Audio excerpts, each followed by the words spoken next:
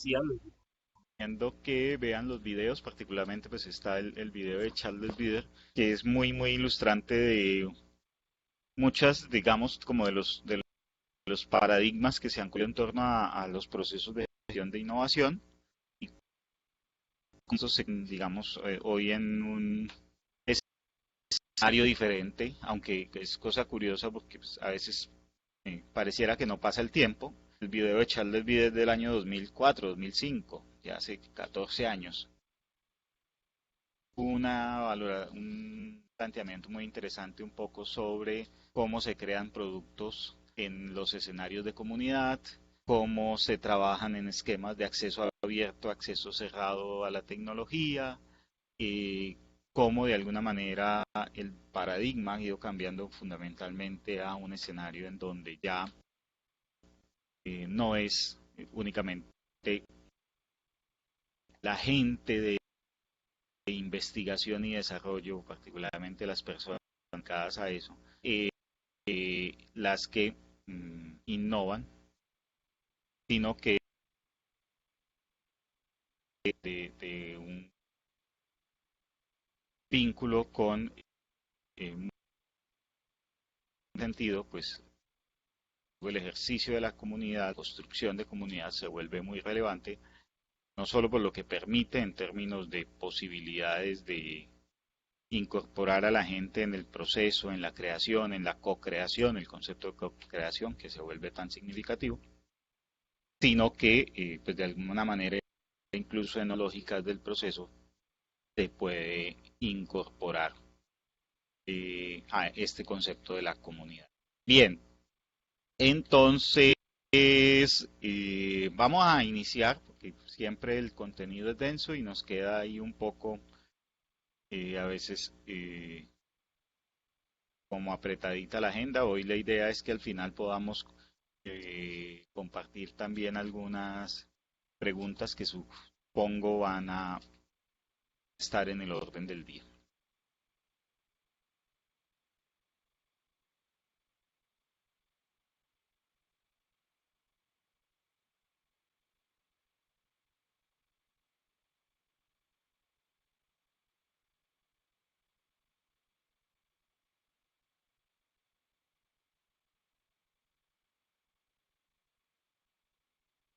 Bien, me confirman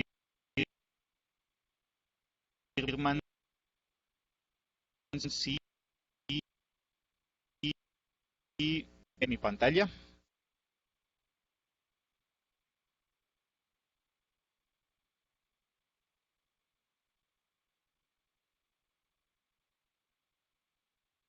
Ok, listo. Entonces, gracias, Andrea. Vamos a lo que vinimos. Ayer veíamos un poco la lógica,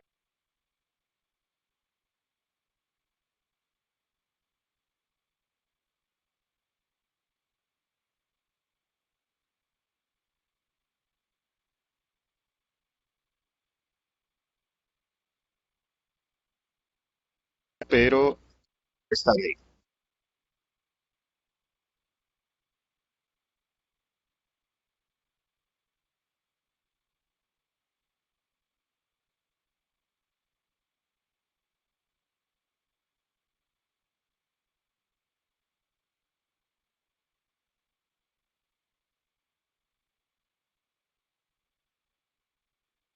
Intermitencia audio. Sí, hubo un momento ahí que molestó la conexión. Como les decía ayer, esto pues tiene sus retos y particularmente uno de esos es que la conexión a veces tiene sus saltos, pero bueno, ahí estamos en el tema. La grabación de ayer y todo este material va quedando ahí en la memoria. Listo. Entonces, ayer veíamos la base conceptual de lo que significa gestión de investigación, desarrollo e innovación, un poco algunos elementos conceptuales, un poco como el abordaje de esto. Y hoy nos vamos a centrar ya, digamos, específicamente en el por qué crear una unidad de investigación y desarrollo eh, como un mecanismo de instrumento que, digamos, uno diría, cualquier organización lo podría tener. No sé si quien está aquí, John, es John Carvajal, ¿me confirmas? Eh, Porque justamente la experiencia de John ha sido muy valiosa y de John Carvajal, ¿no? Sino, eh, y sería muy interesante, gracias John, poder compartirla ahora en un rato. Incluso voy a compartir ese video también en el espacio del curso porque justamente la experiencia de John en el trabajo de investigación, desarrollo e innovación desde su pequeña, muy pequeña empresa es para nosotros no solo ilustrante, es decir, como en términos de aprendizaje, sino motivante en términos de lo que para muchos a veces ven como difícil, muy fregado hacerlo y resulta que John en trabajo en su empresa viene haciendo investigación, desarrollo e innovación de una manera, considero yo, muy inteligente.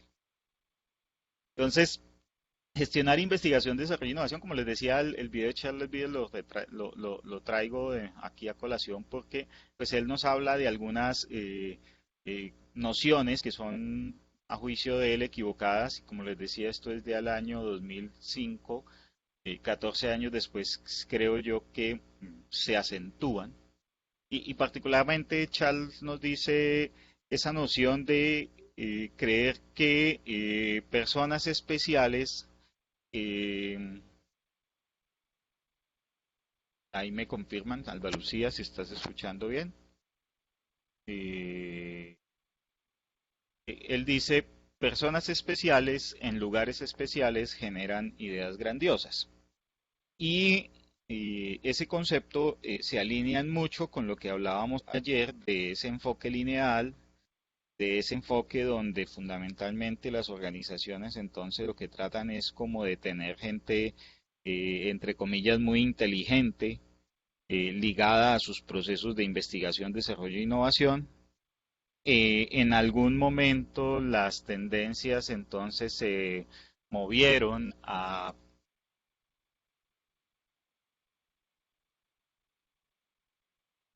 con personas extrovertidas, con personas extravagantes, entre comillas, o el mismo concepto de los nerds como personas muy inteligentes, y entonces Charles Bill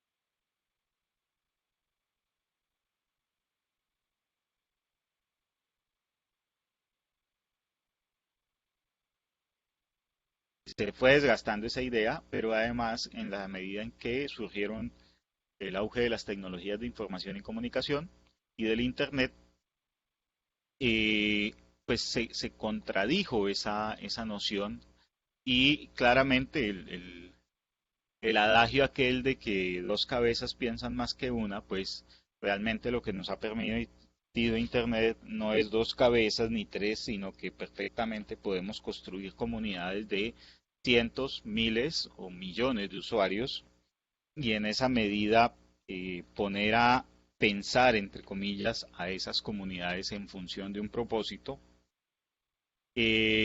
ha demostrado ser mucho más eficaz que esperar eh, el eh, gran resultado de una sola persona.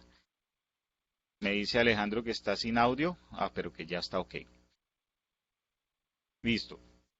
Entonces, Charles Bier nos dice que eso no es tan cierto, que fundamentalmente lo que es más importante que tener gente ultra talentosa y además, si es talentosa será costosa y si es talentosa será también típicamente escasa o pues escasa en si lo asociamos además a algunos paradigmas de interpretación de lo que es ser talentoso, ¿no? Pues si asociamos que talentoso es el que saca 10 en el colegio o saca las mejores notas en la universidad, o si asociamos que talentoso es el que es hipercreativo, o si asociamos que talentoso es el que tiene un saber hacer específico, pero a la final empezamos a sumar y podemos encontrar muchas definiciones de talentoso y resulta que todos esos talentos son relevantes. Como lo decía ayer, cuando gestionamos la innovación o la investigación, desarrollo e innovación, lo que hacemos, entre muchas otras cosas, es eh, acopiar conocimientos de diversa índole y de diversa fuente. Entonces, para innovar puede ser tan relevante el conocimiento científico como puede ser el conocimiento ancestral, como puede ser el conocimiento técnico, como puede ser el conocimiento de una u otra disciplina. Y entonces ahí en ese momento el discurso de personas especiales en lugares especiales particularmente se agota. Eh, Tengo ahí perdidos algunos mensajes. Bueno, vamos a ir viendo. La otra noción que Charles Bieder nos dice es equivocar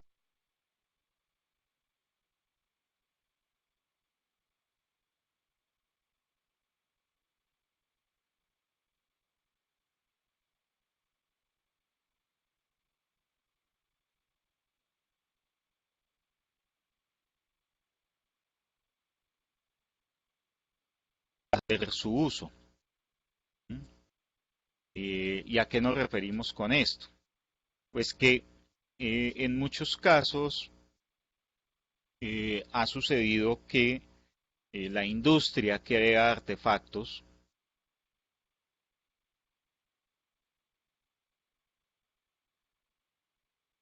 y dame, confírmeme si tienen audio en este momento, por favor.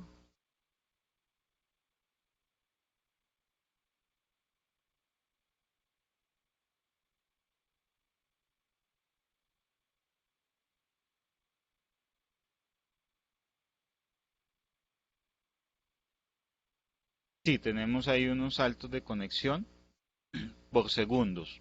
¿Sí? No es permanente, es inaudible, o sea, no se escucha, no se...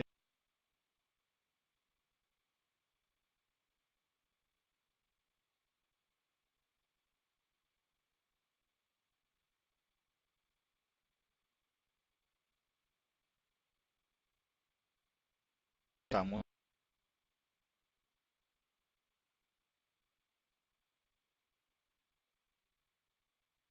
no.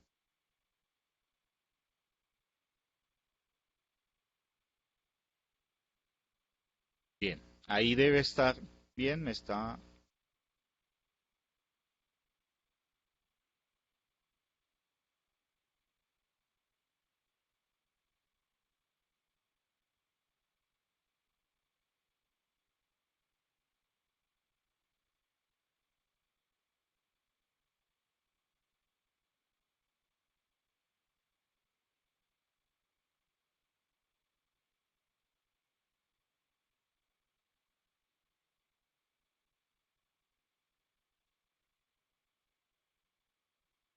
Bien, ahí,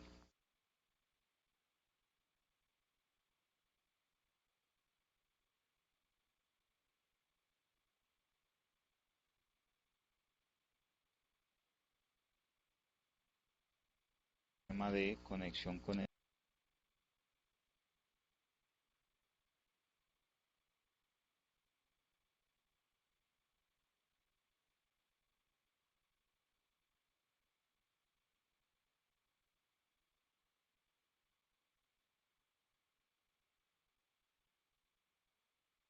Bien, creo que ahí debió mejorar y esperemos a...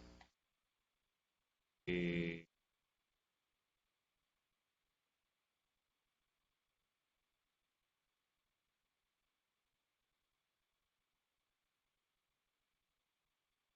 entonces, continuamos.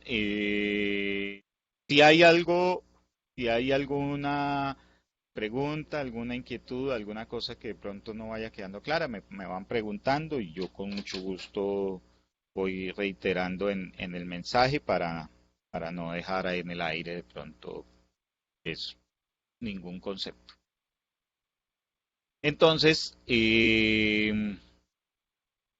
me cortó la idea. Hablábamos de que no siempre quien crea el artefacto o incluso quien crea el producto en sentido estricto define para qué va a ser usado. ¿Sí? Y ese es un aspecto que se vuelve relevante porque pues, han sido muchos los casos, incluso son casos entre comillas icónicos de lo que es la gestión de innovación.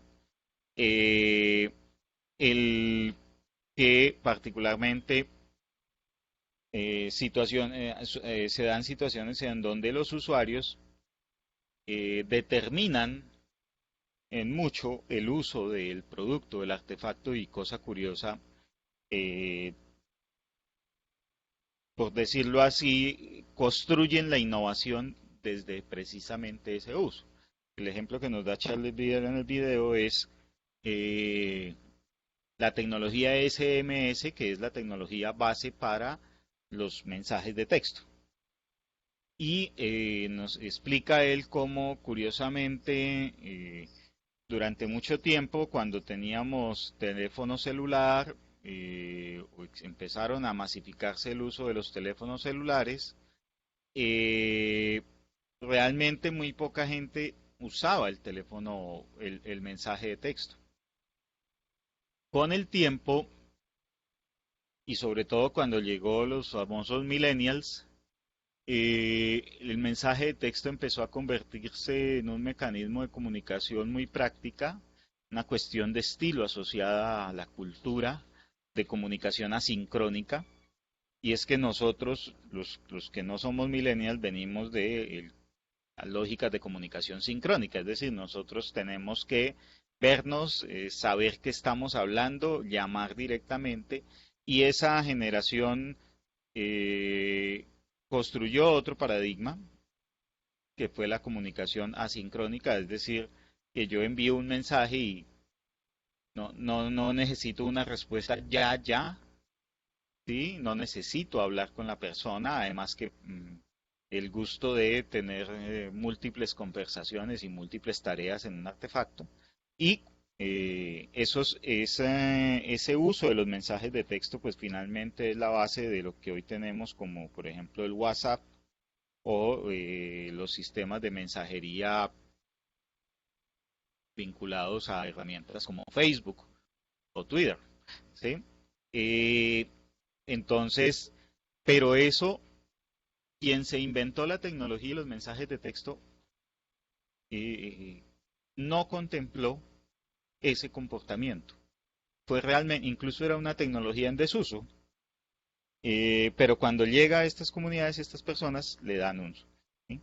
Y otro concepto asociado mucho más a la creación de comunidades, el ejemplo que Charles Bieder habla de la bicicleta de montaña y de cómo la bicicleta de montaña fue creada por usuarios, ¿sí?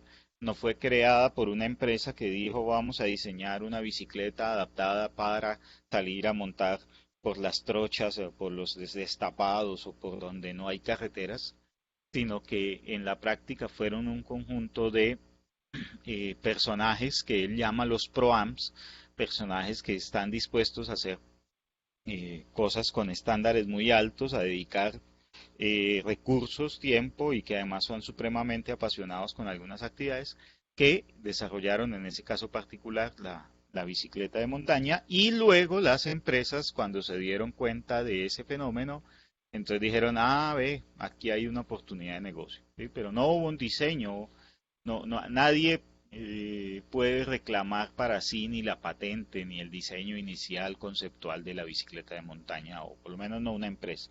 Fue una comunidad de usuarios que construyó eso. Y en eso también entonces nos dice Charles Bieder, el usuario no es pasivo, los consumidores quieren ser diseñadores, quieren ser financiadores, quieren ser proveedores, los lectores quieren ser periodistas, los o quieren ser opinadores, ¿sí? Líderes de opinión.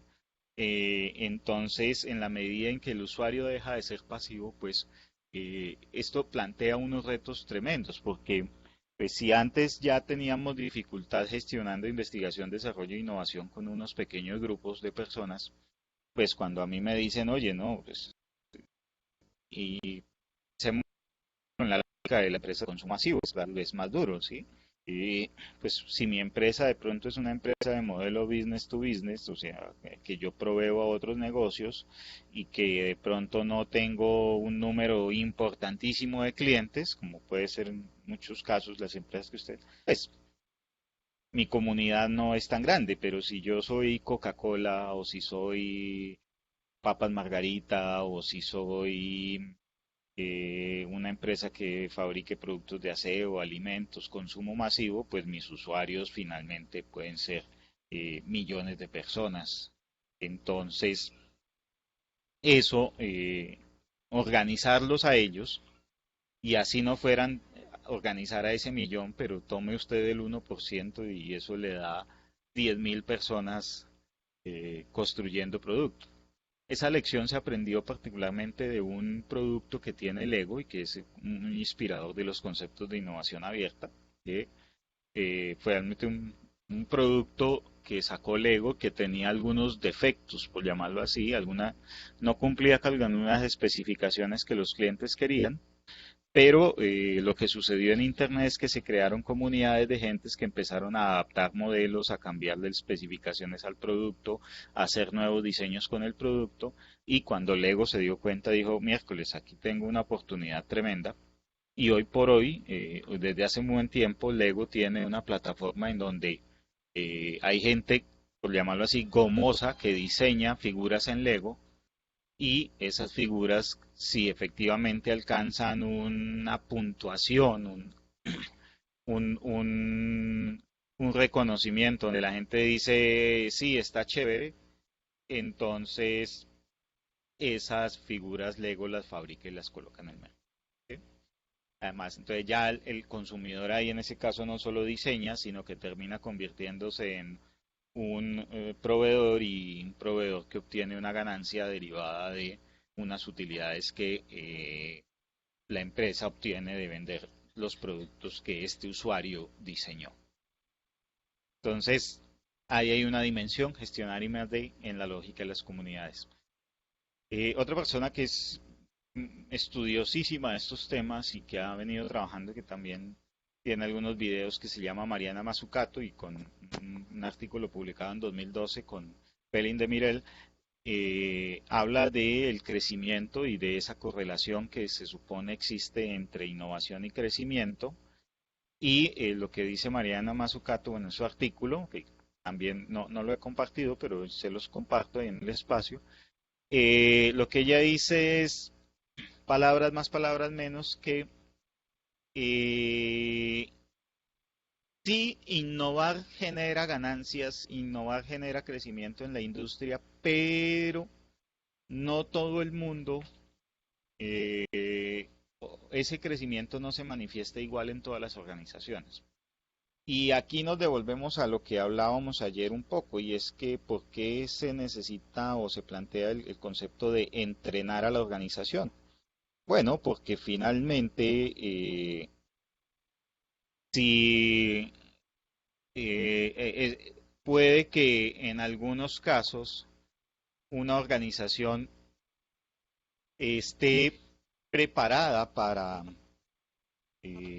competir de forma global y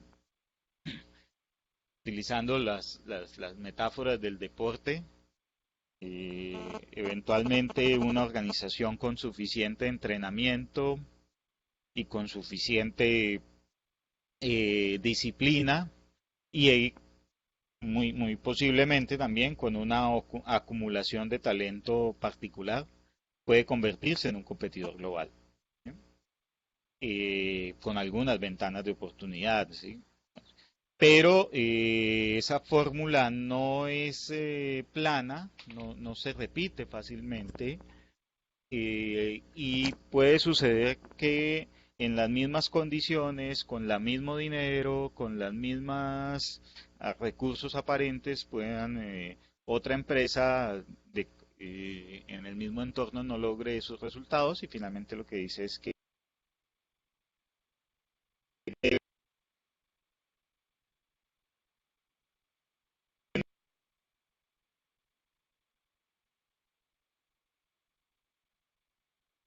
un, fórmulas mágicas. En alguna vez en un curso una persona me decía, Ramiro, ¿cuál es el botón que yo tengo que espichar para que esto funcione? Y no funciona así. Claramente no juega como algo tan simple de que tú obturas dos botones y ya eres innovador o estás haciendo gestión de investigación, desarrollo y innovación. ¿No? Que, y suena, parezca cliché, pero usted necesita construir su propio modelo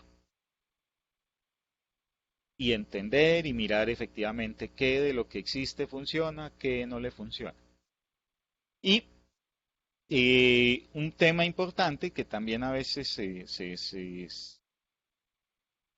centra mucho la discusión en el tema del dinero y un artículo del MIT Sloan Management of Review que le hago propaganda eh, y le hago propaganda particularmente porque es una revista con un contenido buenísimo, no porque me paguen, pero además que con ese contenido buenísimo de lectura a ti te permite mensualmente descargar 3 artículos gratis, ¿sí? Es decir, tú te suscribes sin pago y te permite acceder a 3 artículos mensuales en, en diferentes temáticas. Yo les soy sincero, no he podido leer los últimos 30 que tengo gratuitos, o sea, rebasa realmente la capacidad que uno tiene de procesar y porque son muy buenos. A veces también el dilema es cuál descargo porque solo tengo 3, pero pues es un material muy bueno para la gente que está metida en este cuento. Es como esos mecanismos de siempre estarse capacitando o estarse nutriendo de nueva información. Y entonces en un artículo de Marcel Korchen, Gregory Carpenter y Tuzmi Hassan, eh, dice fundamentalmente que, eh, o nos muestra cómo curiosamente, mientras una compañía como Procter Gamble eh, ha invertido muchísimo dinero eh, y lo compara con otra compañía que es Benkiser, perdón por la pronunciación. Eh, Realmente los resultados, a pesar de que Procter invirtió mucho más, los resultados en el beneficio, el retorno de la inversión, las ventas y la ampliación del mercado, ya te comparto, Alejo, el dato. No son tan eh, buenos, por llamarlo de alguna manera, no son malos, pero resulta que con una estrategia mucho más austera en gastos, la empresa Reckitt Benckiser logró resultados en algunos casos mejores, ¿sí? Es decir, mientras Reckitt Benckiser invertía el 1,53% de su revenue en investigación y desarrollo, ¿sí? De sus utilidades, y Procter Gamble el 3,17%. Te aparece ahí abajo en la pantalla MIT Sloan Management Review. Se lo escribo aquí.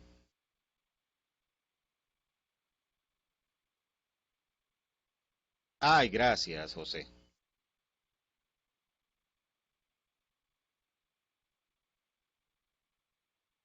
Eh, los resultados en crecimiento en ventas y en captura de mercado fueron mucho mejores para el que invirtió menos. Y él tiene ese artículo que también se lo voy a compartir, pues lo que dice ahí es, hey pilas, esto no es una carrera por el que gaste más dinero, sino porque el que lo gaste de una mejor manera. Y pues, fundamentalmente ahí yo le coloco en ese paréntesis el tema de ese concepto de apuestas, un poco de dónde yo coloco recursos para que ser mucho más entre comillas, inteligente en mi inversión de investigación y desarrollo. Entonces, tendría muchos más, pero podría casi que hacer un solo curso hablando de particularmente de estos conceptos. No, no se trata tampoco, esto va cambiando todo el tiempo y hay nuevo material y nueva información.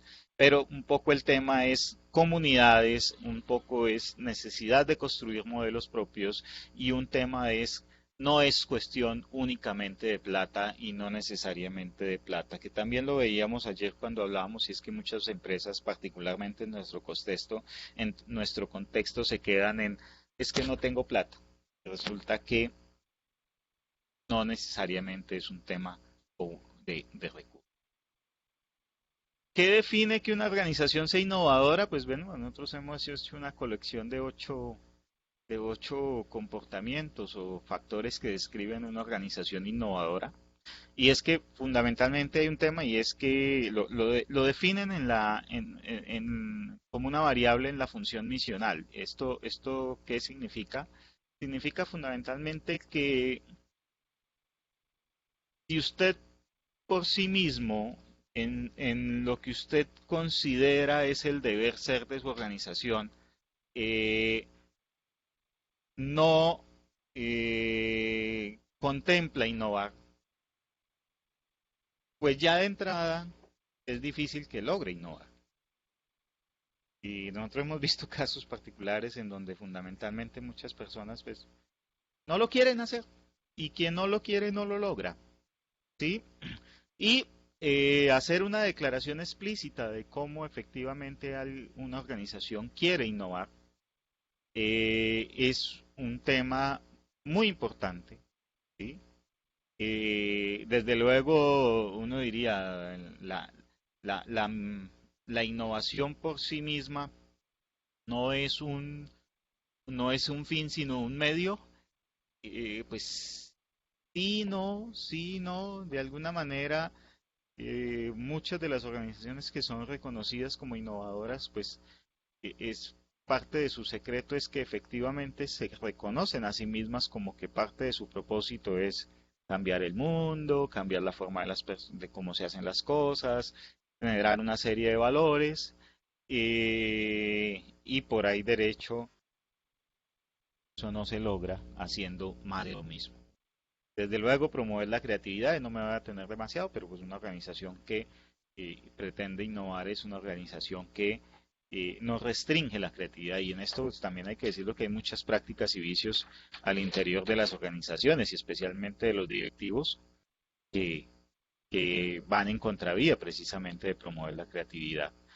Eh, Invierten en el tema de competencias del personal, invierten, bueno, más que invierten, desarrollan, sí, porque no nos volvemos a lo mismo, no todo es dinero, y tienen que ver con precisamente brindar los espacios, empoderar a la gente, dejar que la gente tome decisiones, dejar que la gente se equivoque, y ahora con las metodologías Lean dicen equivóquese y equivóquese rápido y barato, pero en mucho lo que tiene que ver con la no dependencia de una sola persona o de un grupo pequeño de personas, sino en que en general las personas tengan y sean hábiles para resolver problemas.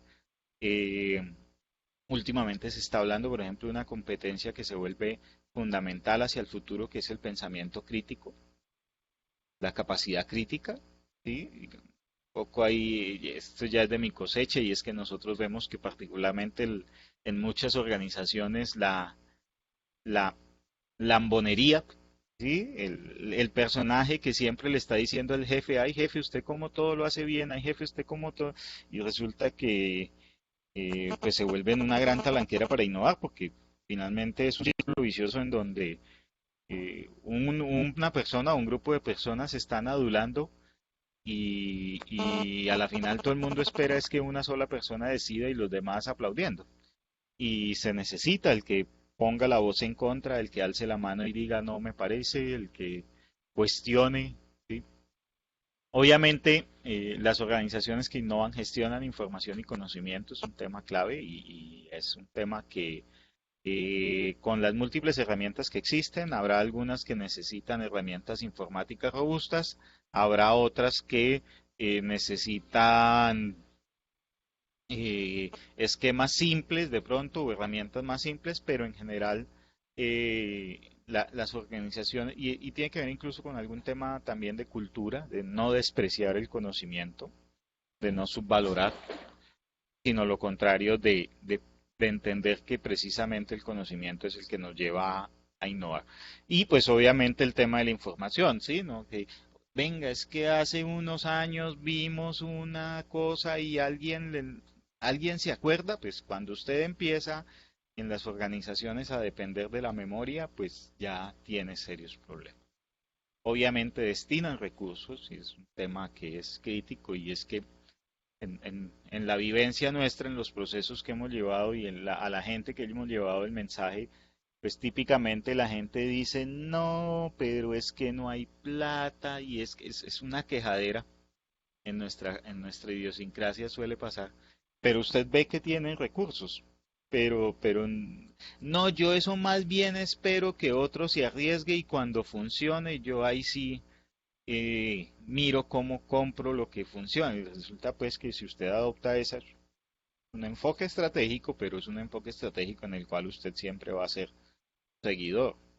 ¿Sí? Y muchas veces el costo-beneficio también lo castiga, porque cuando usted quiere ponerse al día, cuando usted quiere adquirir la tecnología o el conocimiento, pues eh, el que lo tiene no lo va a dar gratis necesariamente. ¿Sí? Aunque hay casos, pero le implica eh, en el largo plazo aprender es más barato que comprar. Desarrollar capacidades genera mucho más retorno que simple y sencillamente adquirir de terceros un. Desde luego generan nuevos productos y servicios y es un punto clave, ¿sí? Pues la definición básica de innovación habla de la introducción con éxito en el mercado de un producto novedoso, de una mejora en un proceso y pues eh, si usted no hace eso, pues no está haciendo, digamos, específicamente los temas de innovación. Se integran con actores externos, es decir, no se aíslan y en mucho también, además de destinar recursos propios, aprenden a capturar recursos externos para sus proyectos.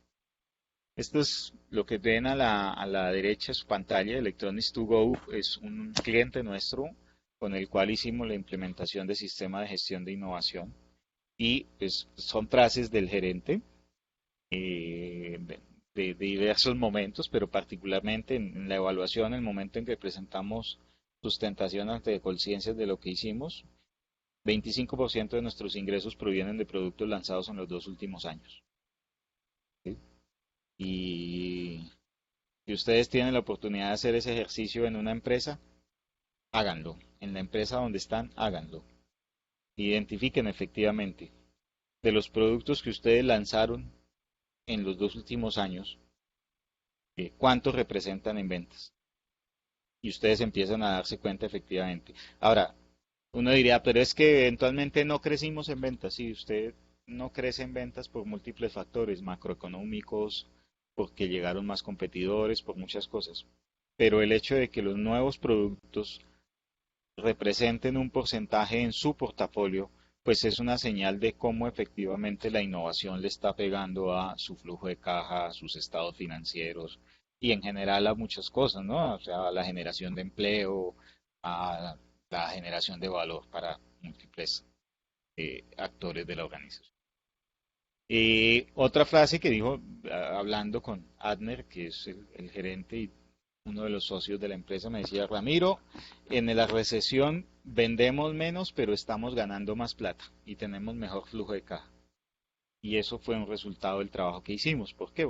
Esta empresa eh, vivía de proyectos grandes, proyectos que perfectamente, pues grandes eran, hablemos, proyectos de $1.000.000, y entonces en ese ejercicio de capturar un proyecto de $1.000.000, pues se gastaban mucho tiempo, tenían que dedicar mucho tiempo a la venta, eran muchas instancias de decisión de sus clientes y a la final, eh, cuando efectivamente lograban concretar, típicamente pues eran clientes grandes, entonces les pagaban a 90, a 120 días y a pesar de que vendían, tenían por ejemplo serios problemas de flujo de caja. ¿Qué hicimos con ellos? Es una empresa que provee soluciones de logística, de gestión de la cadena de abastecimiento, y con ellos orientamos la estrategia para pensar en productos orientados a la pequeña y mediana empresa. Eh, en un momento determinado esta empresa tenía alrededor de 15 clientes, empresas grandes. Cuando estructuramos y reestructuramos y replanteamos todo el tema, ya tenía más de 150 clientes, y de esos 150 clientes el 85% eran pequeña y mediana empresa, ¿sí? Con productos que se vendían en un modelo de negocio muy diferente. Ya no se vendían proyectos grandes de $1 millón, sino que se vendían servicios que costaban, y es real, 100.000 pesos mes, suscripciones de 100.000 pesos mes. Pero pues este número de empresas pagando 100.000 pesos mes le generan a la empresa un flujo de caja que le permite pagar la nómina, atender los gastos y solventar con mayor tranquilidad la gestión de los grandes proyectos. Entonces, pues él me decía, vendí menos porque no logré grandes proyectos, pero gané más plata porque a la final no me desgasté, no tuve que pagar costos financieros, y lo contrario, la gente incluso me paga esas cifras pequeñas y me las paga recurrentemente y nadie reniega, ¿sí? Y me pagan a la fecha. Entonces, y además con unas expectativas de crecimiento tremendas. ¿Por qué? Porque cuando usted va y mira, en el país existen 1 millón de pequeñas y medianas empresas, o 1,5 millones, dependiendo de quién haga las cuentas. Puede que algunas de ellas no sean, la gran masa no sean el target de mercado, pero perfectamente es una masa que pueden ser 200.000, 300.000 empresas los clientes potenciales o incluso más de esta empresa. Y su tasa de cobertura cuando hablamos era de que tenía 150 clientes, ¿sí? Es decir, de 150 clientes y tiene una expectativa de 150.000, o sea, 1.000 veces posibilidades de crecer. Eso es un poco lo que describe, y obviamente pues en lo que hacen Electronics to Go, pero que además es una cosa, ¿no? Oiga, miren que de lo que les he hablado es de gestión. ¿Qué hace Electronics to Go? Electrónica. O sea que también ahí tiene que innovar todo el tiempo. ¿Por qué? Porque surgen nuevas tecnologías, nuevos circuitos, nuevos protocolos, herramientas de software y hardware. O sea, ahí ellos sí o sí eh, deben estar incorporando nuevas tecnologías por necesidad, por fuerza de mantenerse en el negocio.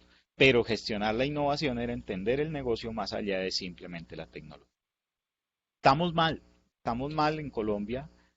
Tan solo 25% de las empresas, más o menos 25% de las empresas innovan, y incluso el porcentaje a veces se reduce, ¿sí? No crece significativamente, y además las empresas que innovan lo hacen comprando bienes de capital en su gran mayoría de casos. Perfectamente un 70-75% de las empresas que innovan en algún grado, que es lo que la encuesta de innovación del DANE llama, y estos datos son tomados precisamente del DANE, llama las empresas innovadoras en sentido amplio. Entonces, ¿qué es una empresa en sentido amplio? Una empresa que tenía un torno de hace 20 años y se compró uno nuevo. Y ese torno nuevo pues le permite ser más productivo, es más veloz, o le permite algunos acabados mejores, o le permite manipular piezas más grandes. Entonces sigue siendo un torno, no cambió mucho su proceso, pero le permite algunas variantes para mejorar su proceso y su producto, ¿sí? Y no hay investigación ahí de mayor grado, ¿cierto? No están, eh, simplemente están identificando cuál es la mejor alternativa, es gestión de tecnología, y a la final pues decantan y giran un cheque para comprar esa maquinaria. Y eso es innovar.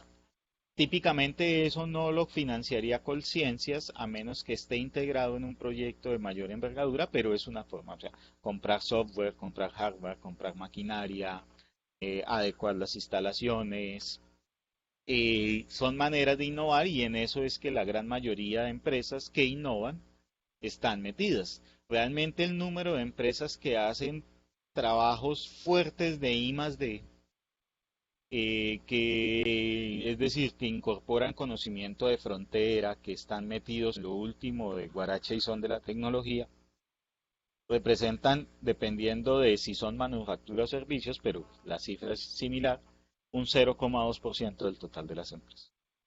Y eso es gravísimo. No, grave no, gravísimo, porque además ya vimos que el tema no tiene que ser que usted tiene que tener investigadores en su empresa o un gran laboratorio, no necesariamente el tema es ahí, ¿sí? Y yo estoy ahí, mis amigos que hoy están en Boyacá, yo voy a una universidad como la UPTC en Boyacá y la UPTC tiene miles de millones en laboratorios, ¿sí? Realmente yo como empresa en Boyacá no necesitaría posiblemente hacer unas grandes inversiones en laboratorios y en cosas de esas porque ya la universidad los tiene. Lo que yo necesito es saber cómo me conecto con ellos para empezar a trabajar y ponerlo a funcionar y para conectar esas necesidades y esas cosas que yo identifico son críticas, no para allá, sino para ya, para dentro de 6 meses, incluso para dentro de 2, 3 años o más, con, por ejemplo, esa oferta de servicios que tiene las universidades, el SENA, todo eso. Y yo podría estar mucho más cerca de ser una empresa altamente innovadora, ¿sí? Una empresa innovadora en sentido estricto. La gran mayoría lo que hacen es mejoras incrementales en productos. ¿Sí? Últimamente hay una cosa que vivíamos con un sector al cual estamos haciendo un trabajo y es que la gran masa nos decían de empresarios, es que nosotros hacemos lo que el cliente pida. Y resulta que eso parece razonable, pero es a la final ¿sí? ¿Qué sabe el cliente de nuevos materiales? ¿Qué sabe el cliente de ciencia de frontera? ¿Qué sabe el cliente? No sé, pensemos en cosas. ¿Qué sabe el cliente de que compra máquinas o que compra eh, bienes elaborados? ¿Qué sabe del grafeno?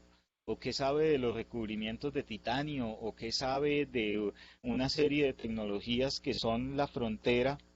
eh, Sabe nada, o sea, el cliente lo que sabe es que necesita una pieza durable, que sea resistente o incrementar de pronto algunas especificaciones, pero él tiene claras algunas especificaciones finales, pero no tiene claro cómo lo logra.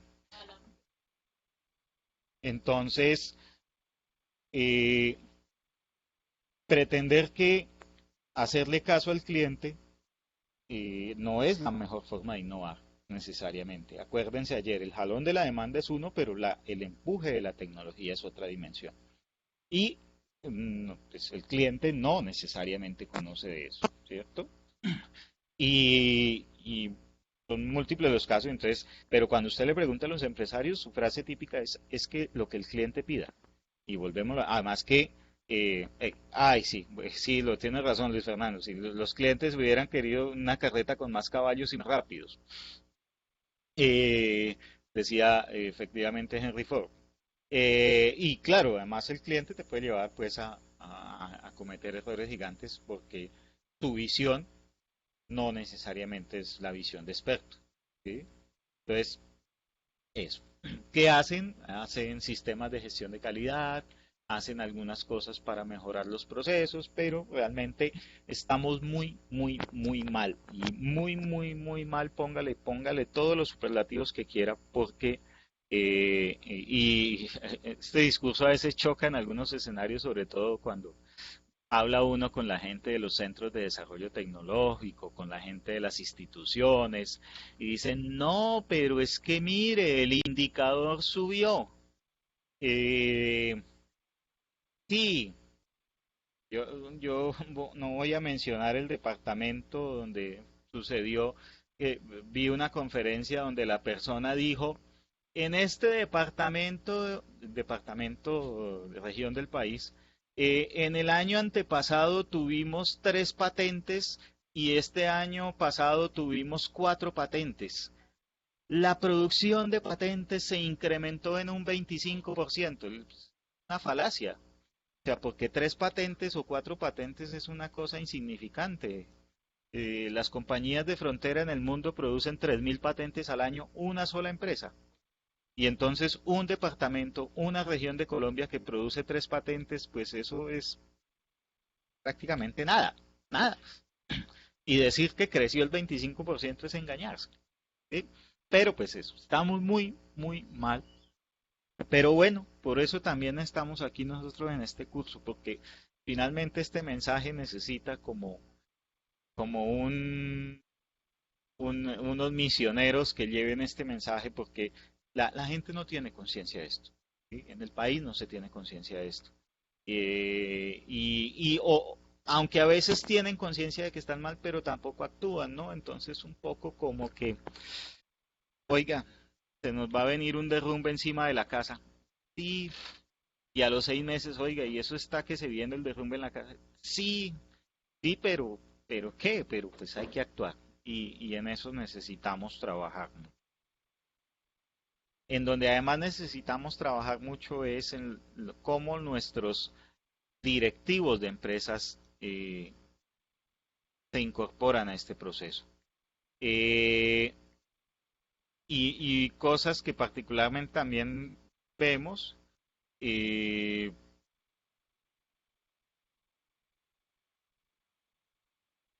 momento, es que pues una de las brechas más grandes es justamente eh, los directivos. El Departamento de Planeación Nacional por allá en el año, creo que esto fue 2016, 2017, contrató una encuesta que se hace en otros países sobre, bueno, es un examen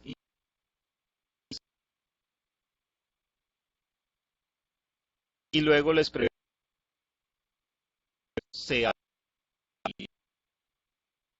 ustedes pueden verlo.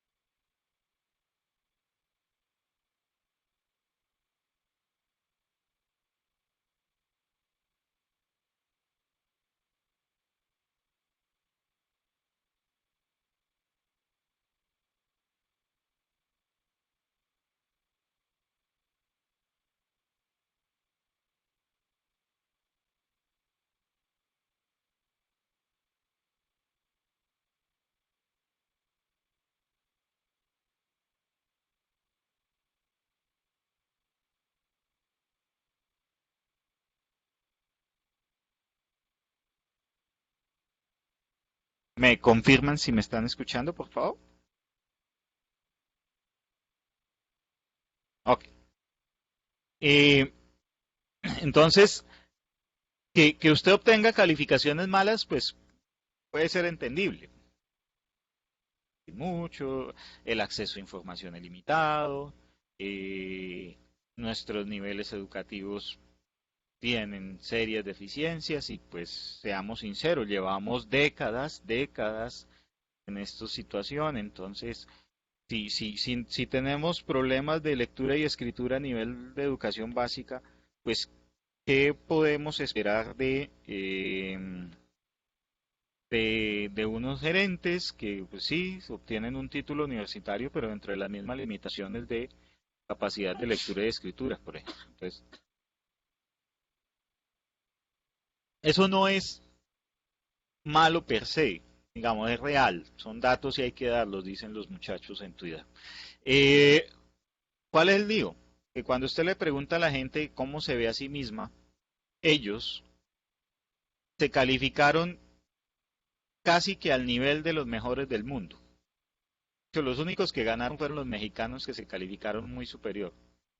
Pero mire lo curioso, o sea, en la encuesta se aplicó en Estados Unidos, el promedio de los gerentes obtuvieron una calificación de 3.32 y ellos se autocalificaron con 3.5, o sea, estuvieron muy cerca la percepción y la realidad.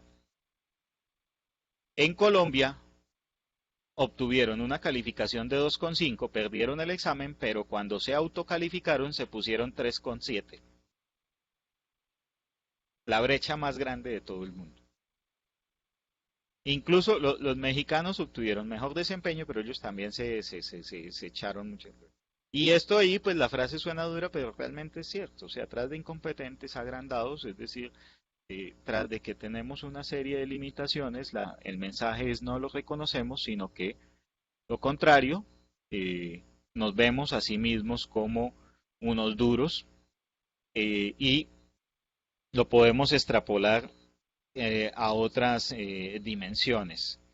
Eh, Cuando Nairo Quintano gana, todos celebran, ¿no? Pero cuando de pronto queda de segundo, ya todo, eso es una porquería, ese ya no sabe, ese ya no sirve para nada, somos ágiles descalificando. ¿Mm? Pero vaya usted, trate de montarse en una bicicleta a ver si puede, ¿m? Y de competir. Entonces, eso nos pasa mucho. Poco autocrítica, vemos mucho el efecto ajeno, poco el propio. Y esto, pues, es crítico y es duro porque finalmente, pues, el mensaje se lo estamos llevando a muchos de estos gerentes. Una intención de hacer este curso con empresas, invitar a empresas, era pues que la gente se vinculara y poder tener la oportunidad de decirles esto con, con, con mucho cariño, con mucha o con tal vez poquita anestesia, pero es real. ¿Sí? Y no por decirlo, digamos, por lo menos nosotros no nos sentimos mal. O sea, esta encuesta es una encuesta pública y cosa curiosa ha tenido muy poca difusión. Y como que causa roncha el hecho de que nos veamos a sí mismos con ese problema. Me dice John, ¿qué se debe hacer? John, usted tiene las respuestas, hombre, usted es el empresario. Yo diría que son muchas cosas en los comportamientos. Típicamente, John, ¿cuántas veces te estrellas al día con gentes que te dicen eso no se puede, eso es muy difícil, eso no lo intente, eso ya otro lo intentó, eso, ¿para qué se pone a arriesgar? ¿Cierto? Eh, Depende mucho de los tamaños de las organizaciones, porque finalmente, pues el tema, por ejemplo, en organizaciones grandes que tienen, por ejemplo, procesos de selección de recursos humanos, pues uno diría miércoles, ¿no? Hay que meterle la mano a estos temas de recursos humanos porque finalmente ahí está la médula, es decir, ahí es donde estamos, donde podemos incidir, ¿sí? ¿Cómo es que vamos a hacer para seleccionar personas más competentes y cómo es que vamos a hacer para que personas que tengan más autocrítica, por ejemplo, se incorporen al proceso de las organizaciones? Personalmente, como consultor, y lo digo incluso en uno de los casos que ya mencioné, eh, escuchar a la gente en todos los niveles y nosotros como consultores pues a veces también ayudamos a catalizar este tipo de situaciones para que fluyan. En Electronics to Go, el gerente es un gran amigo y tal vez por los niveles de confianza que había, la gente pues la conocíamos y en determinado momento la gente nos dijo, nosotros hacemos el taller, pero si no viene el gerente. ¿Cómo así? No, es que él, cuando está, él absorbe la palabra, él habla mucho, él no deja hablar, él contradice todo lo que uno propone. Entonces, y tocó decirle al gerente, mira, tus colaboradores no te quieren tener en el taller. Y él hizo caras de colorado, de verde, de ta, pero como había confianza pudimos decirle y a la final dijo, bueno, pues listo. Y salió muy bien, fluyó muy bien y finalmente digamos, y bueno, eso sí llegó el lunes, venga, ¿y qué dijeron? Ya te voy a contar, tranquilo. Pero el tema era ese, ¿sí? Cómo efectivamente también sacar a la gerente, esas figuras que generan mucho peso y que finalmente restringen, por ejemplo, que haya creatividad, que haya discusión, son cosas. ¿Ok? Y la gente va aprendiendo. Además que va aprendiendo eh, cuando los resultados le demuestran que que el cambio de conducta fue una buena decisión. Entonces, eso es clave. Pero pues por ahí derecho también, o sea, pues eh, también efectivamente personas que lideren, pero son dos dimensiones y es como el diálogo, ¿no? ¿Sí? Eh, aprender a arriesgar, ¿sí? Lo que dice Luis Fernando, quien es líder en investigación y desarrollo. Y sabes que en ese liderar, Andrea, es un poco también las personas que tengan como esa visión de, bueno, hay cosas que podemos hacer con un esfuerzo X, con unos recursos y tenemos certezas. Hay otras que son grandes incertidumbres y tenemos es que resolver esas incertidumbres. Eso es lo que hace quien lidera un área de I más D. ¿Mm? El gerente a la final decide y sabe que de pronto dice, no, estrategia conservadora, no asumamos riesgos, vámonos por lo que funciona y ya, listo. Pero que nunca pierda el panorama de que eso que no se sabe si funciona, eso que tiene incertidumbre, puede ser la fuente de unas grandes oportunidades, ¿sí? El líder de I+D es el que también hace ver como todas las cosas en contexto. Jenny pregunta, ¿el porcentaje de pymes en Colombia? Jenny, 99% de las empresas son pymes. Y no es, si no es, o sea, y de ese 99% como un 80 son pequeña, micro. Y no por eso son limitadas, o sea, para nada. Lo que te decía, ahí el caso de John Carvajal, nuestra persona, él está aquí. No sé cuántas personas tienes ahora en tu empresa, John, pero pues yo lo viví en el trabajo que tuvimos la oportunidad de compartir, de ver a John yendo al SENA a estructurar proyectos, hablando con sus clientes, trabajando en el diseño de los nuevos productos, entendiendo las necesidades de su cliente, no esperando que el cliente le dijera qué hacer, sino entendiendo las necesidades de su cliente y adaptando los productos que él tenía para esas necesidades y al mismo tiempo haciendo las facturas, cobrándolas, vendiendo, o sea, y lo que digo, y le dedicaba tiempo para ir al SENA a trabajar proyectos de nanotecnología y de biotecnología, buscando identificar esas oportunidades del futuro, y en ese momento él tenía dos o tres personas en su empresa. Entonces, sí, o sea, ¿se puede? Claro que se puede, ¿sí? Ya si eres una empresa más robusta y no tienes un área dedicada a esto, estás re grave. Se necesita quien eh, oriente y lidere procesos de este estilo. Bien, ¿cómo se innova? Que también es un punto importante para entender todo este discurso y es que a veces nos quedan vendiendo el tema de que la innovación es nuevos productos o nuevos procesos o mejoras en los mismos.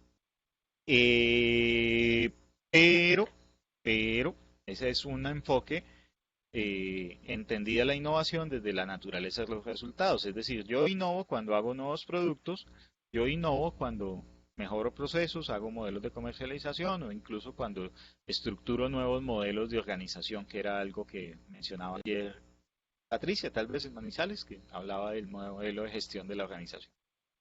Pero también yo puedo entender la innovación desde un contexto de cosas que pasan al interior de la empresa, un contexto de cosas que pueden tener un efecto regional, nacional o incluso cosas que pueden tener un efecto global. Un contexto en el cual yo puedo orientar mi esfuerzo a cambiar de forma sustancial la manera de hacer las cosas, o yo puedo pensar en mejoras sobre cosas que estoy haciendo. Y pues aquí, ¿por qué es importante tener en claro esto? Porque resulta que muchas veces a la gente le dicen, ay, no, pero es que eso ya lo hicieron en otro lado, entonces usted no es innovador. Pues volvemos a lo mismo del concepto de entrenar la organización. Si usted es una persona sedentaria que tiene sobrepeso y que está en riesgo de problema cardíaco, pues camine, ¿sí? Pausas activas, salga a caminar y camine por ahí 5 o 10 minuticos. Tampoco se va a poner a pues a hacer una caminata de 3 4 horas. ¿sí? Y entonces vamos a despreciar a esa persona en su esfuerzo diciéndole, ay, no, pero pues corra una maratón siquiera, ¿no? A ese que no ha empezado, a ese que está aprendiendo, pues tiene que empezar a adquirir esas rutinas y eso es innovación para él. Es algo novedoso que empieza a incorporarlo y le genera valor. Otra cosa es que usted ya, oh, y usted ya efectivamente tuvo un nivel competitivo que con el cual pudo tener un mejor desempeño. Ah, bueno. Y ese desempeño que le permite atender un mercado regional, por ejemplo. Eh, o eventualmente atender clientes en diferentes lugares del país. Y ya pensar en miércoles es que la voy a sacar del estadio como una empresa que compite globalmente, pues obviamente es difícil, ¿no? Siempre pasa y es duro, pero no es descartable. ¿Sí? Hay un ejemplo puntual, no sé si están conectados, conocen. Ahorita los de la informática de pronto tienen más conocimiento. Hay unas herramientas que se llaman BPM, que no son de las BPM buenas prácticas de manufactura, sino son de Business Process Management. Son herramientas de software que básicamente lo que hacen es que parametrizan lo que sucede en las empresas como procesos y lo llevan a una plataforma informática en donde básicamente eh, si hay que hacer una tarea, yo asigno la tarea y a la persona a la que le asignó la tarea le aparece ahí en su pantalla, tienes una nueva tarea y empieza a contarle el cronómetro de cuánto lleva con esa tarea, para cuándo es, si está atrasado, si no está atrasado, de cómo está el cuello de botella ahí con él. Y cuando la termina, entonces la chequea y entonces a mí me llega el mensaje, ok, ya la terminó y la terminó a tiempo o la terminó retrasada. Tal, ¿sí? Un sistema de gestión montado en un sistema de información. Esas herramientas que hacen eso, es un hipercontrol, y es muy bueno para empresas grandes.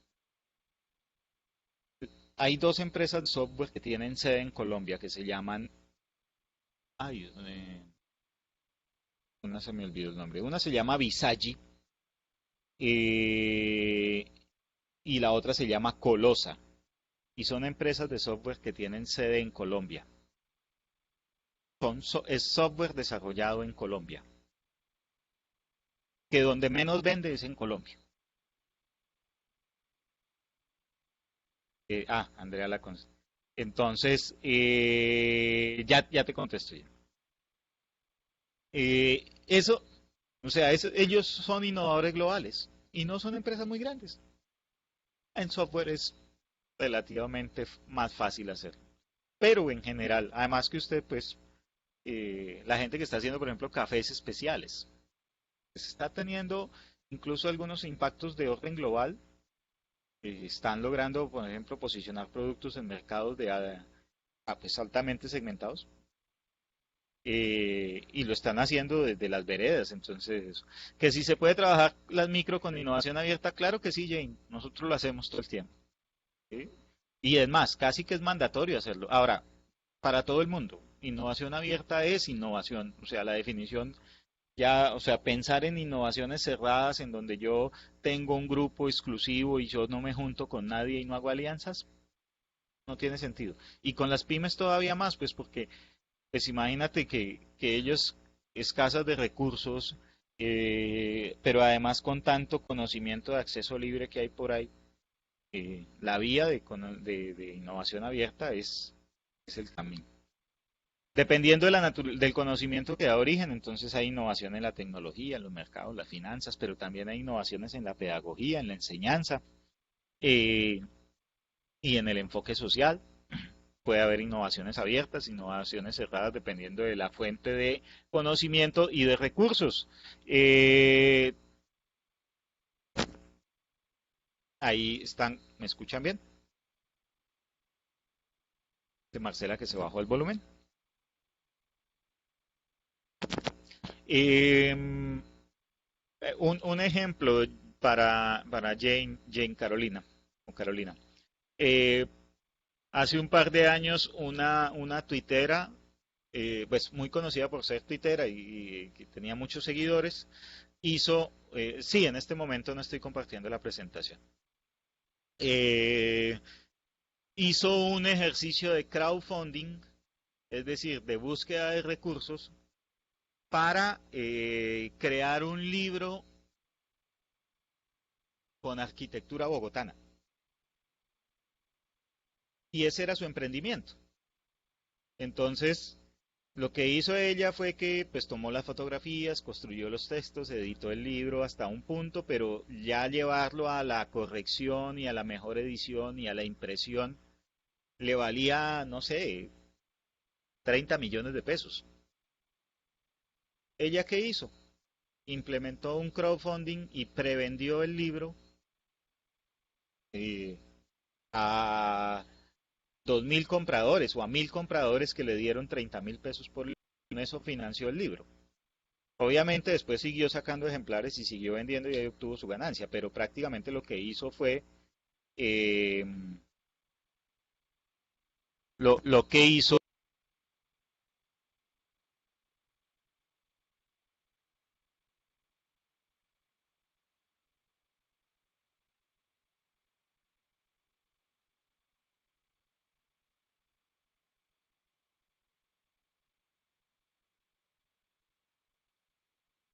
¿me están escuchando?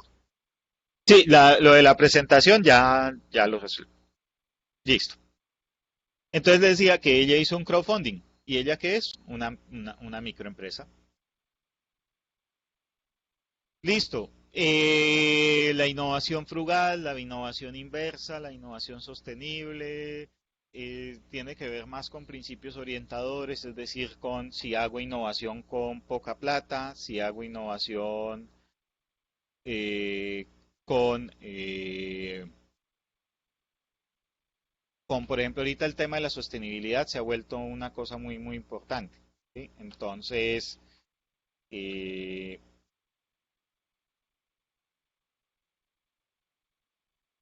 Entonces, en la medida en que se ha vuelto muy importante el tema de la sostenibilidad, el concepto de innovación sostenible ha ganado eso. Estos son enfoques diferentes. Para nosotros como personas que estamos metidas en el cuento, pues nos sirve tener ese panorama.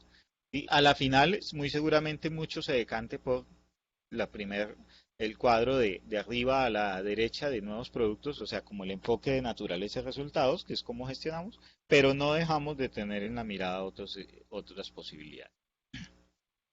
¿Para qué tener una unidad de I más D? Que es una cosa también que, bueno, Ramiro, pero sí, ¿será que sí necesito eso? Lo que ven ahí a la izquierda está es Ricardo Amezquita, es uno de los clientes nuestros de la empresa CI Hologramas, Combustión Ingenieros Hologramas. Ellos lo acaban de hacer entrevista en la revista Dinero, es una persona que ha ido destacando.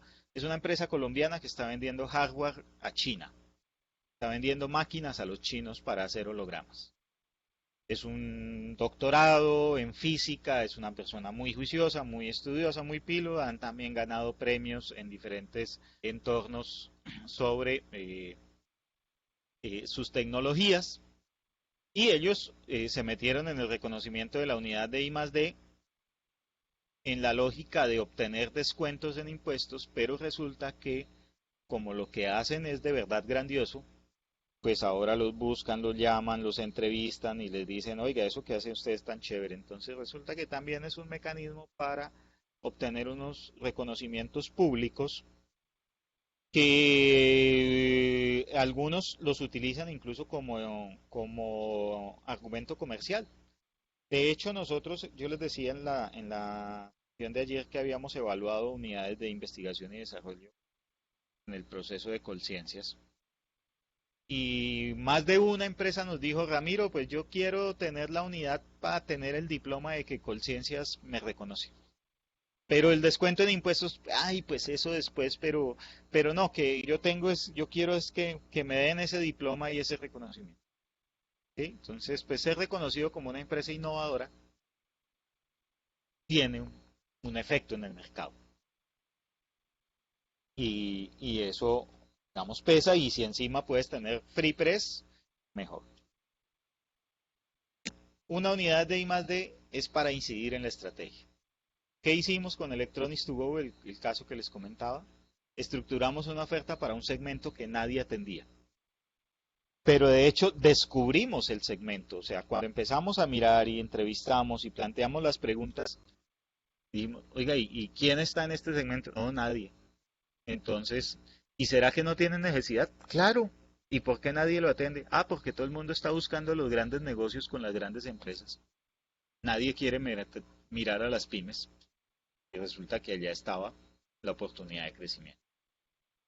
El cambio del modelo de negocio mejoró el flujo de caja y pues, para usted la estrategia, cualquier cosa que usted plantee en términos de estrategia, si no está vinculada con un flujo de caja, pues tiene problemas. ¿Sí? Nosotros en la consultoría lo padecemos mucho, o sea, eh, pues podemos hacer 200 cotizaciones en el año y la gente se toma a veces 6 meses, 8 meses para decidir y mientras tanto pues a usted las cuentas lo van agobiando y a veces es entre comillas a usted que todo el mundo llega al mismo tiempo y quiere los servicios. Entonces eso sucede. En el caso de Electronics hubo un tema clave y es que tenían las tecnologías que ellos trabajan no, las universidades no las estaban trabajando a profundidad. Entonces ellos tenían que capacitar la gente en la empresa. Y típicamente cuando los capacitan, entonces llegaba el competidor y ofrecía más dinero.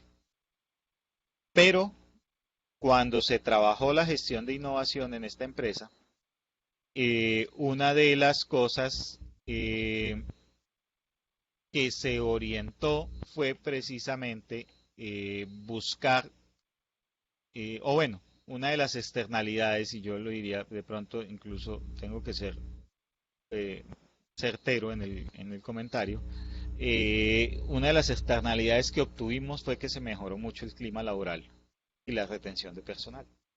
¿Por qué? Porque en la medida en que la gente podía expresar sus ideas, ser parte de proyectos, desarrollar la creatividad, la gente decía, pues es que aquí es chévere trabajar. Y de pronto eso.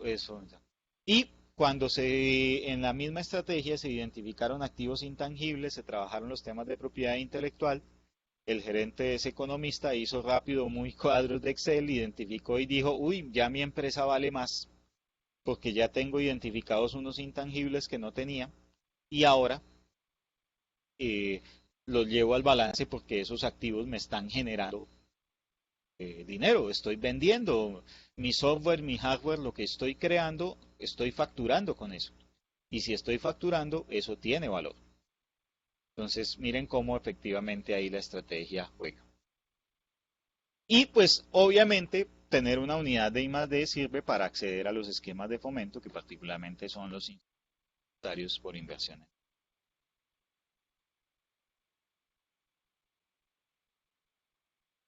Voy aquí entonces a las preguntas y me dice, en todo proceso de innovación, bueno, los comentarios, perdón, romper con los estereotipos gerenciales mal concebidos que están directamente ligados al diferente. Pues, es de todo, ¿no? Hay un elemento clave en todo esto, Samuel, y es que la concepción de equipo tiene que empezar a ganar fuerza. O sea, no, nosotros hicimos una vez un taller y el gerente de una empresa llegó en muletas y en el taller había que levantarse, interactuar y los empleados no se paraban. Cuando el gerente dijo, oye, Ramiro, aquí nos toca movernos, y sí, él se para en sus muletas con mucha dificultad y solo hasta cuando él se movió, sus empleados se movieron, sus colaboradores. Y cuando le mostramos eso decía, pero ¿cómo así? O sea, estos no se mueven si yo no me muevo, ¿sí? ¿Sí? Entonces, y no era una empresa que tuviera un mal clima laboral, no era una empresa que tuviera, pues uno diría, no, el tipo como gerente era una buena persona, o sea, no era un tirano y digamos que trabajaba mucho, pero tenían también mucha dependencia de él. por múltiples razones. Entonces, las startups en las universidades, Alejo, si me das contexto de la pregunta, puedo de pronto eh, darte una mejor respuesta. Entonces, esto es el para qué tener una unidad de investigación y desarrollo. Y vamos ya directamente al tema uh,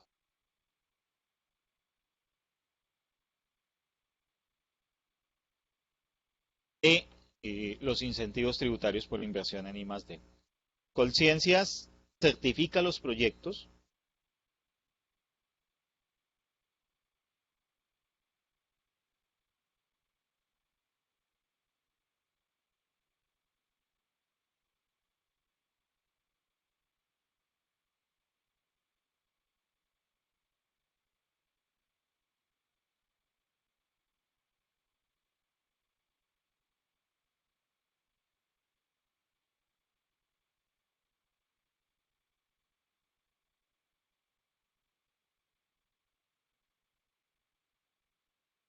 Sí, en este momento debe estar entrecortado, por eso paré un momento. Pero me confirman ahí, en este momento ya está bien. Eso. Listo. Colciencias certifica los proyectos como ciencia, tecnología e innovación según la guía. La guía también se las compartí en el espacio del curso ahí para que la consulten. Es un poco, no es tan extensa, pero vale la pena tenerla ahí presente. ¿Qué incentivos hay? Fundamentalmente hay tres que tienen que ver con, uno, eh, llevar al gasto de manera acelerada y este es un poco lenguaje de financieros. Los financieros me entenderán mejor, pero si no lo entienden, me preguntan y lo aclaramos. Llevar, de, llevar al gasto de manera acelerada inversiones que normalmente se amortizan entre 5 y 10 años.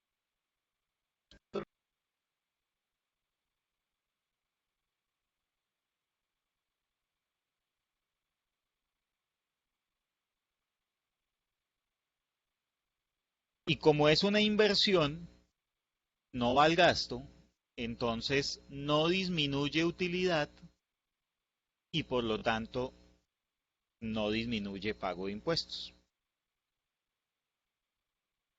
Se vuelve un activo, concepto de contabilidad. ¿Qué opción le da la norma tributaria? Que si usted compra una máquina, eh, lleve al gasto la depreciación de la máquina, que tiene que ver con el valor de uso de la máquina, y entonces lo que le permite el incentivo tributario es que si yo compro una máquina o un conjunto de máquinas, yo pueda descontarlas todas en el primer año como gasto.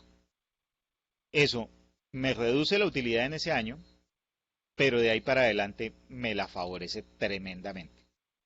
Y pues pensemos no pensemos en un computador de 2 millones de pesos, pensemos en una línea de producción de varios miles de millones de pesos que pueda tener una empresa manufacturera grande, ¿cierto? Pensemos en toda una planta de producción de una fábrica, de una empresa mediana, eso ya es un proyecto que puede pasar de los 1.000 millones de pesos. Eh, Pensemos incluso en alguna inversión en maquinaria para una pequeña y mediana empresa, eh, una máquina CNC de cualquier tipo, en metalmecánica, con control numérico, son máquinas de 300, 500 millones de pesos, que si usted los puede llevar al gasto en el primer año y de ahí para adelante se ahorra la depreciación, o sea, usted tiene un efecto eh, muy positivo en los años siguientes. Ese es la primera, la deducción. ¿Para qué no aplica mucho la deducción? Por ejemplo, para el gasto en personal. ¿Por qué? Porque ese sí lo llevo al gasto siempre. algunos insumos y materiales, pero sobre todo, y tengan en cuenta que los proyectos de innovación pueden implicar cosas como esas. Es decir, yo voy a implementar una innovación en proceso con la cual yo voy a cambiar radicalmente la forma de hacer las cosas y me voy a gastar 2.000 millones de pesos en maquinaria. Yo puedo deducir eso como gasto y eso tiene un efecto financiero muy favorable. Lo segundo es el descuento. Y es que si yo presento un proyecto por 500 millones de pesos, por 1.000 millones de pesos, para hacer las cuentas más fáciles, y me lo aprueban, yo a la DIAN le digo, yo le tenía que pagar a usted una plata, pero como yo invertí en ciencia y tecnología y Colciencias me lo certificó, yo le voy a dejar de pagar hasta el 25% de lo que invertí y hasta el 25% de lo que tengo que pagar, de lo que tendría que pagar normalmente, ¿sí? Entonces es una equivalencia ahí. Son dos cifras aparte, pero ambas son del 25%. ¿Eso qué implica? Que si yo invertí 1.000 millones de pesos, puedo descontar 250 millones de pesos de los impuestos. Si tenía que pagar más de 1.000 millones de pesos, puedo descontar 250. Si tenía que pagar menos de 1.000 millones de pesos de impuestos, pues no voy a poder descontar los 250 en un solo año. Puedo diferirlo a varios años. Y aquí volvemos a lo mismo, o sea, pues póngale la escala. Si es una gran empresa, 1.000 millones de pesos es perfectamente el impuesto de renta de una, incluso no una gran empresa, una mediana empresa de buen tamaño paga eso y mucho más. ¿Sí? Quítele un cero y haga un proyecto de 100 millones de pesos y descuéntese 25 millones de pesos de renta en una pequeña empresa. Eso es una buena plata.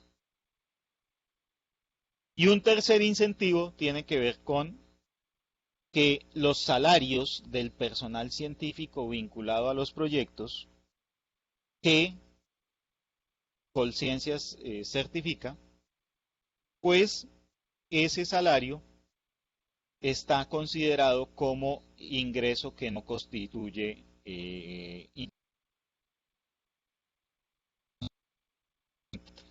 ¿Qué significa esto? Que si usted tiene una persona, y aquí empiezan a jugar ya los líderes de innovación de pequeñas y medianas empresas con su interés personal, Andrea, de quién más, de pronto los que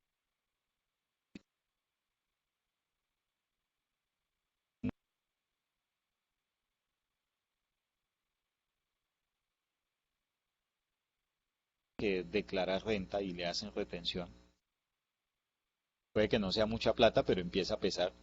Y una persona que se gane un salario de 7, 8, 10 millones de pesos, que no es exorbitante, eh, ya paga una tasa de impuesto de renta. Resulta que si esa persona está vinculado a proyectos que Colciencias ha certificado, los salarios de esa persona, puede que sea todos o puede que sea una parte, esa persona no paga impuesto de renta sobre esos ingresos. ¿Sí? Entonces también es un mecanismo para retener talento y talento costoso, que ya volvemos a lo mismo, ¿sí? Una persona con un título de doctorado que trabaje en una gran empresa puede ser un salario de 10, 15 millones de pesos.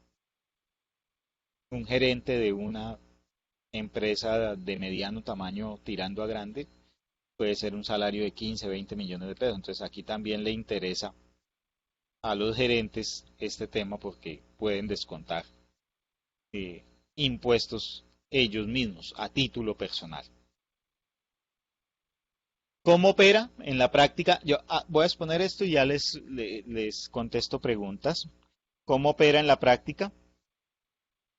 Usted debe, uno, aliarse con un actor del Sistema Nacional de Ciencia, Tecnología e Innovación, como un grupo de investigación, una oficina de transferencia de resultados de investigación, un centro de desarrollo tecnológico, creo que está Diana todavía por ahí, del CREPIP, del Centro Regional de Productividad de Boyacá, que es un centro de productividad similar a un centro de desarrollo tecnológico, una incubadora de empresas o incluso con un investigador reconocido. O usted puede contar con una unidad de investigación y desarrollo reconocida ante Colciencias. Entonces, lo que les expliqué en la primera parte del por qué y para qué tener tiene que ver mucho con que yo debería tener una unidad de investigación y desarrollo así no le presente proyectos a Colciencias. ¿Por qué? Porque le genera valor a mi organización. Pero además, si usted la logra reconocer ante Colciencias, si usted tiene esa unidad reconocida ante Colciencias, usted tiene un mecanismo para presentar usted directamente los proyectos. Y algo que les mencionaba ayer, ¿no? Entonces, con las universidades, yo no tengo nada en contra de las universidades y aquí en Team Ingeniería tenemos convenio como con 20 y pico de universidades. Eh, Trabajamos mucho con universidades, pero pues las universidades son difíciles. Las vacaciones se van, los profes no están siempre. El solo hecho de entrar es que voy para tal lado, a veces no siempre es así sencillo, es una cosa que funciona, las relaciones con las universidades, los centros de investigación funcionan, pero pensadas en el largo plazo, ¿sí? A usted ellos no los busque porque es que mañana hay una convocatoria que cierra, no. Es más, no los busque que dentro de 15 días cierre una convocatoria, no, no le logran llegar. No le consiguen la firma del rector, no le consiguen, hay instancias, son bastante burocráticas, no es malo ni es bueno, es así, pero en el largo plazo usted puede estructurar trabajos que funcionan y funcionan bien. Y hay unas capacidades creadas allá y hay una infraestructura creada allá. Si usted necesita independencia para presentar y ejecutar proyectos, que usted sea capaz de formular un proyecto entre comillas de un día para otro, que además tenga algunos elementos que usted diga esto es mejor mantenerlo en secreto que no se sepa mucho, usted necesita una unidad de investigación y desarrollo. ¿Sí? ¿Por qué? Porque es que usted tiene autonomía. ¿Sí? Usted no depende de nadie, usted no tiene que hacer convenios, usted contrata directamente, usted juega y tiene y ejecuta. Perdón, este es un ejemplo típico, ya lo mencioné, lo voy a pasar rápido, igual les queda la presentación, pero pues fundamentalmente si las empresas están pagando impuestos, si las empresas están haciendo esfuerzos de innovación, que estoy seguro que la mayoría, bueno, no la mayoría, al menos un 25% lo hace y lo hace en alguna dimensión, pero sin rigor, sin formalidad. Y están haciendo eso y no están descontando impuestos, están perdiendo plata por gusto. Están cometiendo una estupidez, están perdiendo plata por mero gusto de perderla. Y créame, o sea, yo di una conferencia en Boyacá hace 3 años sobre esto y todo el mundo, sí hay que hacerlo, y ninguno lo hizo. Y llevan 3 años. Muchas veces nos llaman el día antes que tienen que presentar la declaración de renta a ver cómo es que van a descontar. No, aquí hay que hacer planeación financiera. Yo hoy ya debo estar pensando en los proyectos de 2020 que le voy a presentar a Colciencias. Sí, estratégica y financiera al mismo tiempo. Y planear, establecer las alianzas, construir todo eso para que el momento esté listo. ¿Quién hace eso? Una unidad de I+D, ¿sí? Alguien que tiene gente responsable, un equipo de trabajo que construye esas alianzas, que visualiza eso. ¿Por qué es importante esta inversión? Porque, pues por un lado, el tema de conseguir los recursos y entre más rápido usted presente los proyectos, pues tiene mayor oportunidad.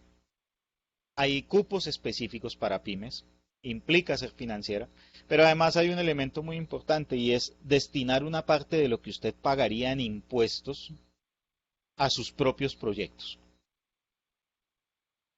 ¿A cuál empresario le da gusto pagar impuestos? ¿A cuál persona natural le da gusto pagar impuestos? Pues, típicamente no sucede. Además que hay todo el tema de que los impuestos, que la corrupción y ese tipo. Pues aquí usted tiene un mecanismo como empresa para que descuente, deje de pagarle la DIAN e invierta en usted mismo como empresa. Entonces, claro. Y hay un tema que está en proceso de reglamentación, porque cuando hemos hecho este ejercicio con las pequeñas y medianas empresas nos dicen, Ramiro, pero es que mis utilidades al final del año son 20 millones de pesos, mi impuesto de renta son 7 millones. ¿Qué proyecto hago con 7 millones? Menos porque puedo descontar el 25%. Entonces, ¿qué proyecto hago con 2 millones de pesos? Sí, no, no es atractivo.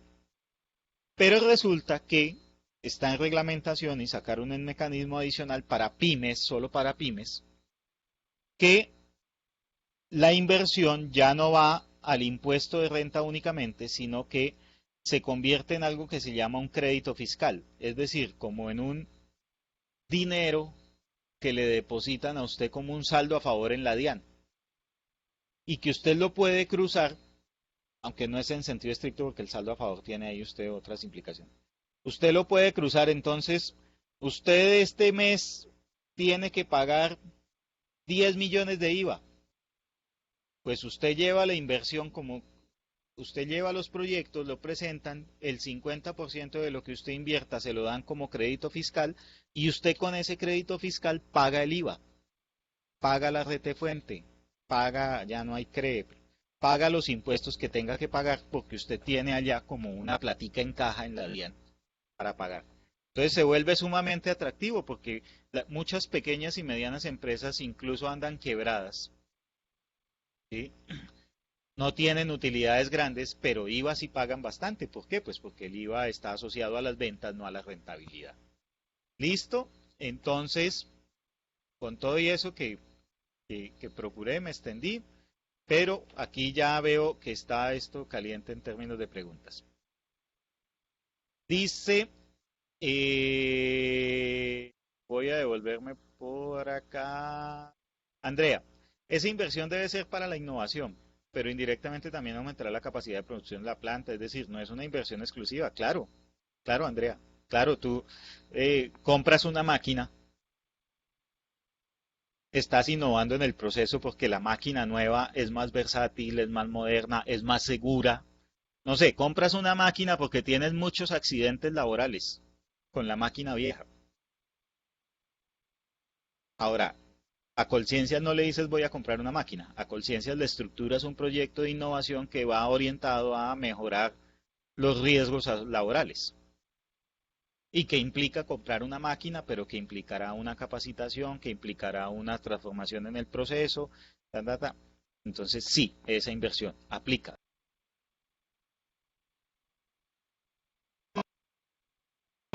Es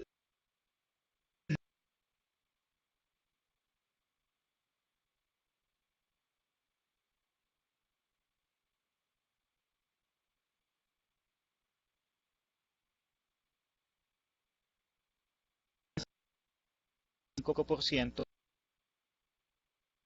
Ahí no.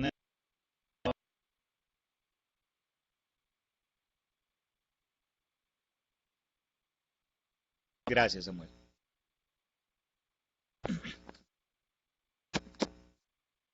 Aló, ahí me escuchan. Sí, les decía, son 25% de lo que invertí. Es decir, si invertí 1000, puedo descontar 250. Pero si no tengo cupo para descontar los 250 porque mis impuestos no fueron tantos, entonces yo lo difiero hasta 4 años. ¿Sí? Ahora, la idea es que yo le presento proyecto a Colciencias todos los años. ¿Mm? Esa es. Me excusan, me faltan algunos mensajes. Las deducciones del 25 son el total de impuestos, solo la inversión. ¿Se requiere que el área sea reconocida por Colciencias? No, como le decía, No necesariamente usted puede presentar proyectos en alianza con grupos de investigación de universidades, de centros de desarrollo tecnológico y todo eso. Pero pues, aquí era lo que yo le decía. Si usted presenta un proyecto con un grupo de investigación o con una instancia externa, un grupo de una universidad o con un, pues ellos le van a cobrar. Eso es trabajo, ¿sí? Eso no, nadie trabaja gratis, ¿sí? Uno. Dos, usted tiene que ponerse de acuerdo cómo es que va a ejecutar y no siempre es fácil. Hay unos temas, por ejemplo, de propiedad intelectual que han sido talanqueras duras porque las universidades quieren publicar o muchas veces sale alguien, eh, el mago jurídico de la universidad que dice, no, la universidad va a quedar dueño de la patente. ¿Para qué? Si es que la propiedad intelectual le sirve a la empresa. Sí, pero no necesariamente. Usted puede trabajar con actores, eso sí, actores que sean reconocidos. Es decir, si es una OTRI, que sea reconocida. Si es un grupo de investigación, que sea reconocido. Si es un investigador, que sea reconocido. ¿Cuánto tiempo dura la vigencia del certificado de las unidades de innovación? Y en el sector público aplica al igual la creación de unidades y su certificación. La vigencia del certificado, 3 años. Hasta ahora es la norma. En el sector público podrían crear, y ahorita se habla un mensaje de innovación pública, de valor público, unos conceptos que son teoría relativamente novedosa. Nosotros hemos ido también en investigación abordando el tema, pero pues el sector público no paga impuestos, típicamente. Hay empresas públicas que sí pagan impuesto de renta, por ejemplo, las electrificadoras. Por ejemplo, Ecopetrol es una empresa pública, aunque es mixta. Y hay algunas empresas que siendo públicas o de capital público tienen esquemas de empresa privada y tienen impuesto de renta. Entonces, ellas sí pueden, porque digamos que el instrumento está pensado para descontar impuestos. Ahora, por eso les hice el paralelo, que si una empresa grande, una empresa pública, una institución de un tamaño razonablemente importante debe tener una unidad de más de, sí, sí, una alcaldía de un municipio, un hospital, imagínese, dependiente del nivel. Sí, debería tenerlo. Ahora, no necesariamente pueden descontar impuestos. No sé si hay más preguntas. Aprovechemos el ratico. Yo con...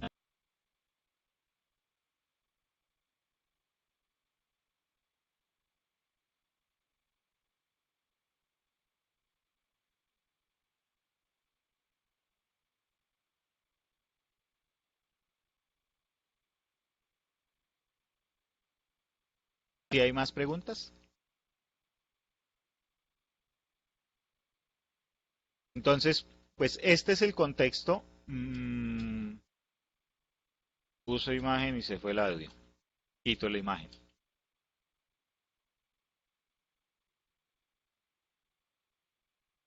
Que si hay más preguntas.